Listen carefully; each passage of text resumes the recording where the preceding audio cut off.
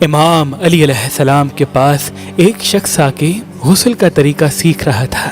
امام علی علیہ السلام غسل کے آداب اور طریقہ بتاتے بتاتے فرمانے لگے، اے بندائے خدا، یاد رکھنا جب بھی غسل کے لیے اپنے جسم سے لباس اتارو تو یہ کام کبھی نہ بھولنا۔ وہ کہنے لگا، یا علی کون سا کام؟ امام علی علیہ السلام نے فرمایا، جب بھی اپنے جسم سے لباس اتارو تو شیطان پہ لعنت کرنا کبھی نہ بھولنا۔ وہ کہنے لگا، یا علی وہ کیوں؟ بات جب یہاں تک پہنچی تو امام علی علیہ السلام نے فرمایا، جب انسان اپنے جسم پہ لباس پہنتا ہے تو انسان کا جسم اور پسینہ اس لباس پہ لگتا رہتا ہے۔ جب انسان اپنے جسم سے لباس کو اتارتا ہے تو شیطانی جن اس لباس کے آس پاس پھرتے رہتے ہیں اور یوں انسان بیمار ہونے لگتا ہے۔ یاد رکھنا، جو انسان لباس اتارتے وقت شیطان پہ لعنت کرے اور لباس پہننے سے پہلے صحیح طرح سے پاک کر کے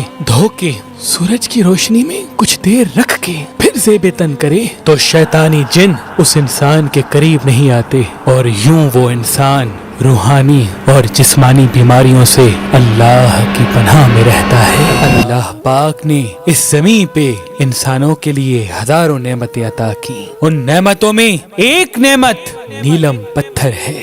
اللہ کے ولی حضرت شاہ شمس تبریز نے فرمایا، جو انسان نیلم پتھر کو ذہل کی انگلی میں پہنے گا تو اس کے سامنے دوسرے انسانوں کے چہرے واضح ہو جائیں گے، کون اس کا اپنا ہے اور کون اس کا دشمن وہ ایک جھلک میں پہچان لے گا۔ تبھی اس پتھر کو انسان پہچاننے کا پتھر بھی کہا جاتا ہے۔ تو ابھی فون اٹھائیں اور مہربان اسٹوڈنٹس کے نمبر پہ کال کر کے یہ نیلم پتھر حاصل کریں۔ اگر ہمارا نمبر آپ کو مصروف ملتا ہے تو آپ ہماری ویب سائٹ مہربانی.com یا ہماری اپلیکیشن سے بھی یہ نیلم پتھر حاصل کر سکتے ہیں۔ اللہ تمام مومنین کو سلامت رکھے۔